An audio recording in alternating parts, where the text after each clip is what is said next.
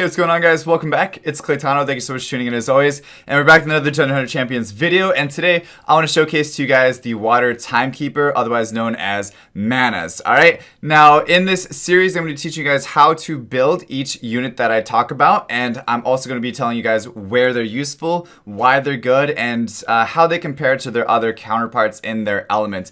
And if you're just new to the channel, go ahead and comment down below your thoughts, because I do give away one free gift card every single video that I post. All you have to do to be entered into win is hit that subscribe button and also comment on the video down below. And that's it. It's free money, so good luck on that. But as far as the water timekeeper, guys, this little guy right here, he brought my Widow 10 team all the way down from 3 minutes to 1 minute runs just by switching him in alone. Okay, now the team that I used, I actually switched out Zircon for the water timekeeper, and I paired it with the Xenia, which you guys have seen the how to build Xenia video already. But the water timekeeper was so crucial on building my fast runs that I really want to showcase that to you guys as well and explain why he is so good. All right, so let's take a look at his skills here. And his first one, this is his base attack.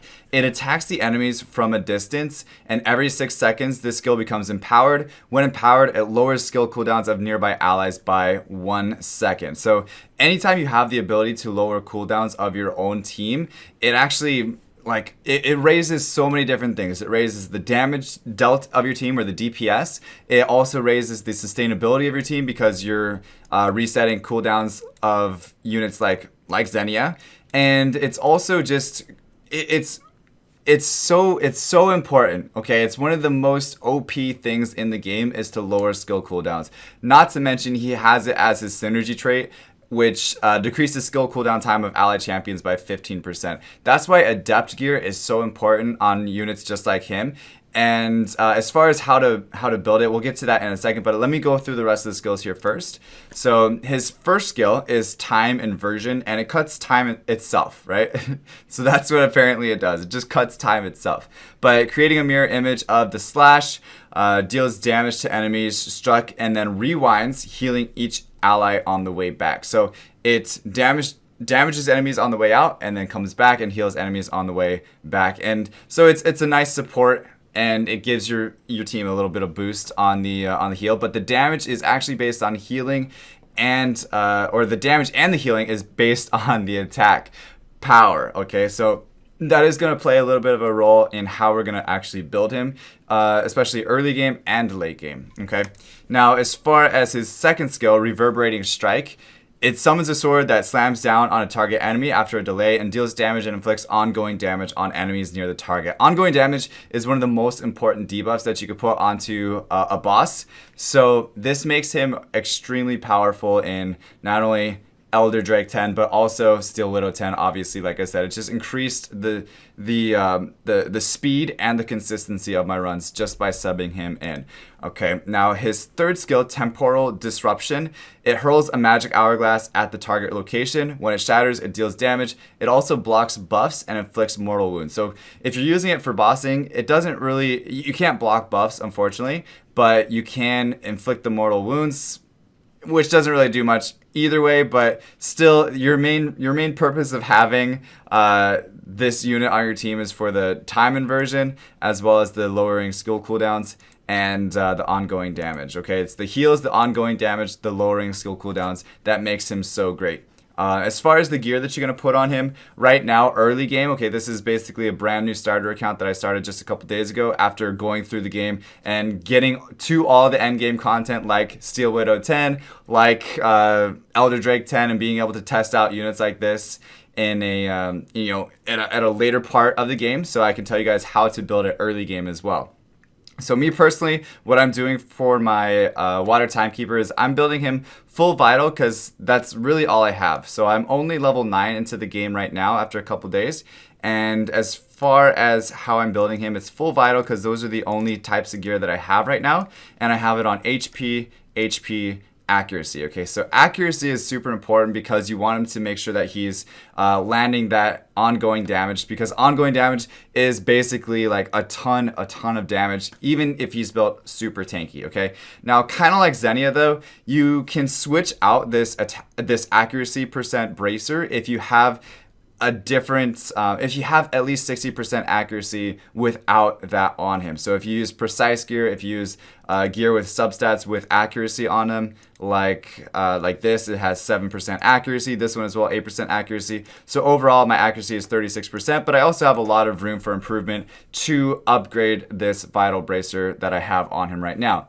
So this is how I'm going to build him right now. I'm not really going to use or worry too much about attack percent. However, when I built him on my other account later game, I built him on Adept, which is super strong. Adept on him is actually the recommended set as well. And I put the precise gear on him. So that allowed me to not go accuracy on his bracer. And I was able to do HP, defense, and attack percent. So all of that combined, it was able to heal my team a ton. It was also able to land a bunch of debuffs. And it was also staying really high HP, so that way the Widow doesn't proc its skills, and it was able to sustain a lot of different things, and it just wasn't dying even at 5-star max level. So it wasn't even 6-star, it was just 5-star max level, and it was doing its job just perfectly fine. And I can't stress enough though, guys, how good this unit is and how important it is on your team. So if you have one, it is a 3-star unit, so you can't really get it from like common discs. Well, you can, but it's just a really small chance to get it on common disc, but you can get it from rare discs if you guys are lucky to summon it. I actually was trying to summon a couple days ago, if you saw that video, just for the Water Timekeeper, and I was able to get him after quite a few discs. But if you happen to have him, definitely build him because he's so good. Now, between him and the other Timekeepers, he is probably the best with the exception of the Dark One, and I'll tell you guys why. So it's pretty simple, honestly. So let's just take a look at the fire one here. This is a 4-star natural unit, so it's even harder to get than the water one, but it doesn't do the ongoing damage that the water one does, which is so important for damaging the enemies. It does a couple of things based on accuracy, and it still does the healing based on attack. But the nice thing about Vimal is that he removes 2 buffs from the enemy and then also heals and removes 2 debuffs from yourself. However, the fact that you have the ongoing damage on the water one is still, in my opinion, a faster run potential than Vimal would be. Vimal is really good, don't get me wrong, but just the water one does kind of outplay him a little bit for specifically for boss runs. Where if you were to you could use this in arena, but overall, just the water one's definitely better in this situation. The light one, again, same type of thing. It doesn't have the ongoing damage. It does have a couple other cool debuffs, but aside from that, the water one still. The water one is just better because it's an overall more support, more healing than the light one does anyway. This one, again, is kind of nice. It does stuns, but just not for your Elder Drake or Steel Widow team for that. Now, the Dark one, though, like I said, the Dark one is the only one that's probably better in almost every situation than the Water one, and it's because it has that removes 2 debuffs from each enemy and heals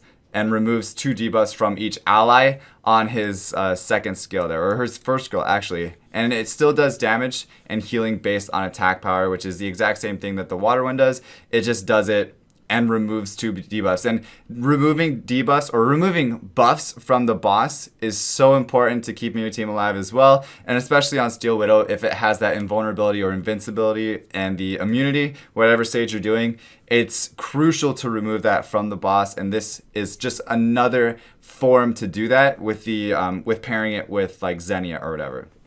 And then you also have the ongoing damage from this, and damage is based on accuracy, and then it has the same type of temporal disruption. So overall, this one's really good. As far as the green one, I would say just don't worry about that one at all, because it's kind of like the, you know, this is the not so good one. It doesn't really do much of anything. It doesn't do the ongoing damage. It doesn't do the removal of the buffs or the debuffs, and it kind of just got like the worst skill set out of all of them. So just focus on the water one. That's the easiest one. If you have the dark one, definitely do that one instead. But other than that, the water one's definitely the best. Hopefully this helps you guys out in making your team and building your water timekeeper. If you guys have any questions, go ahead and comment down below. I'd love to hear from you. And aside from that, guys, stay soupy, don't be potatoes, and I'll see you guys in the next one. All right, peace.